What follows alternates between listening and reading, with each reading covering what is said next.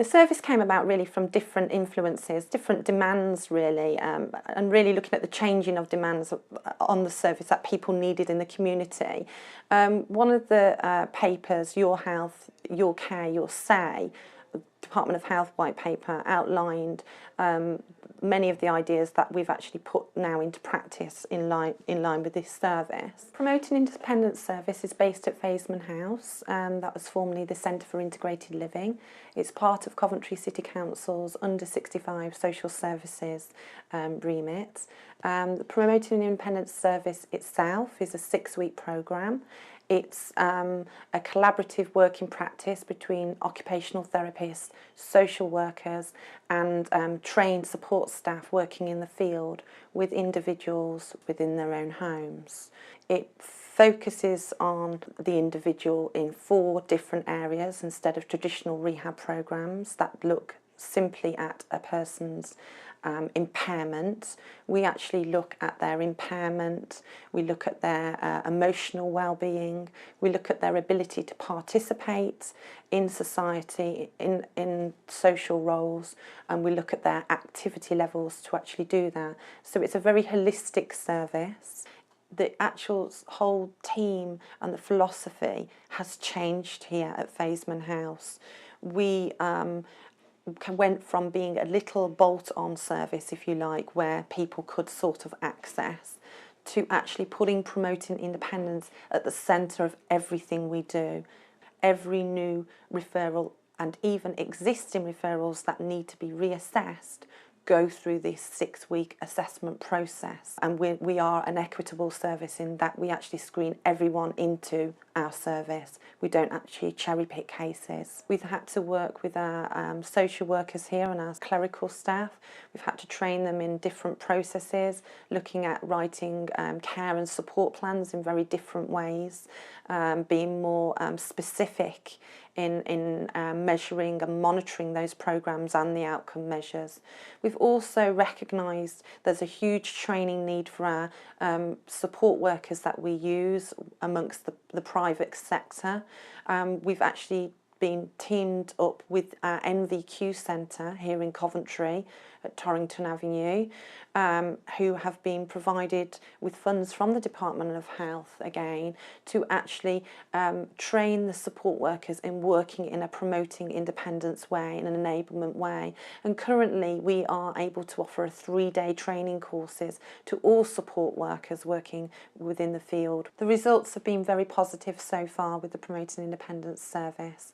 What we've actually done now is set up a database so we can use the outcomes more for our benefit to actually monitor and measure the outcomes of the service more efficiently. She's improved in all 4 areas. Mm-hmm.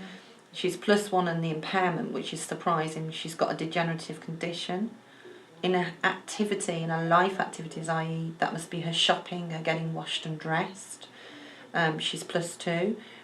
Her ability to participate socially and get out is also +2. She never felt she could do that on her own previously. And her well-being, look at this, that's +3. So she feels in herself a lot more empowered, a lot more in control.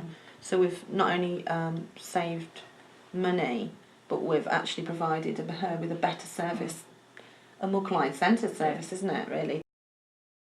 Promoting independence is a lot more positive than some traditional styles of assessment and care management, really.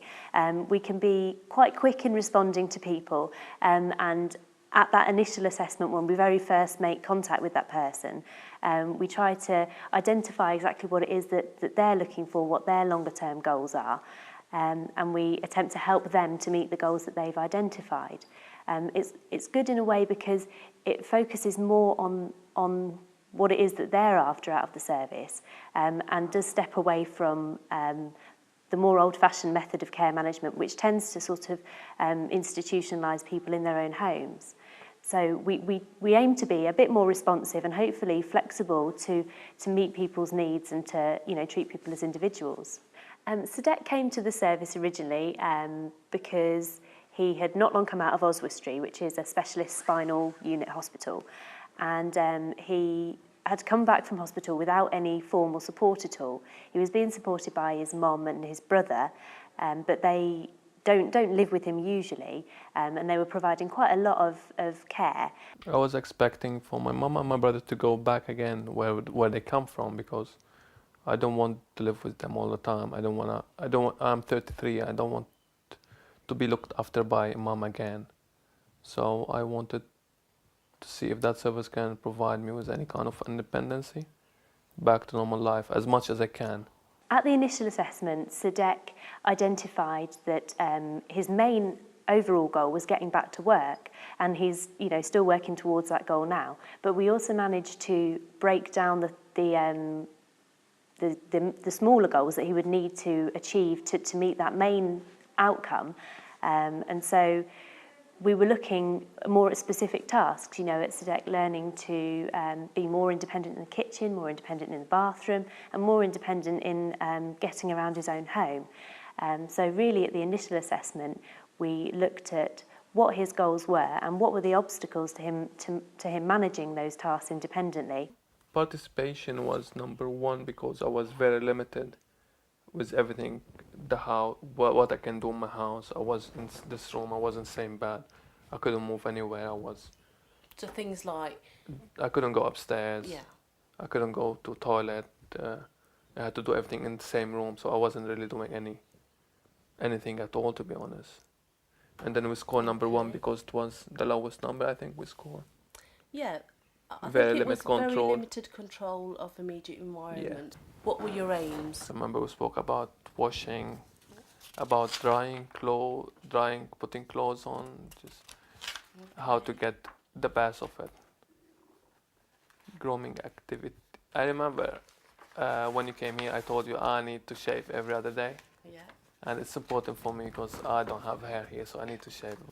Part of also the care plan was obviously introducing some equipment to help you. I want to just learn how to use things, and then when I go back to normal, going back to normal means not using equipment to put your trousers up or whatever. Yeah. And it's encouraging those movements that we need. You need to be able to use the fingers. To use the fingers, you need to learn how to practice cooking and stuff.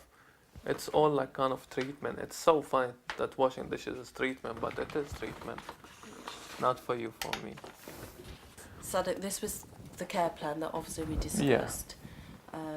And this would be seen by your support worker, who would work with you on a daily basis and go through each section and look at how to whereabouts you are in each section. Yeah. And then obviously because we also discussed doing your care plan in terms of weekly, to review it weekly. So we review it every week? Yeah, so we review it every week, so the support worker can feed back to myself through the feedback sheets of whereabouts you are, on which activity, and it may mean that I may need to come in and change it, or maybe and change the activity, maybe make it a bit more difficult, or maybe introduce a different technique in, or things like that. So everything's monitored. So I know whereabouts you are, and you know yourself whereabouts you are, and then maybe. So it'll be good to look after 6 weeks and see all the changes that happen. And the next week we could potentially have the same goals, but working in a different way. So we're going to have 6 plan after 6 weeks, and then we'll see. Cynthia had secondary progressive MS. I never went out anywhere. I didn't really want to see anybody. I didn't even want to speak to anybody on the phone. Tell you the truth, I couldn't even do anything to do with business or filling in forms. I just kind of shut down, mentally and physically. I just kind of put myself in the corner and just wanted to be left alone. I was desperate. I was getting really desperate. I was seeing doctor for depression, and I just didn't know which way to turn anymore. What we looked with Cynthia within PI was, again, looking at how she manages her fatigue levels. So we looked at providing equipment, bathing equipment, so that she can actually sit and bathe as opposed to stand, because obviously that would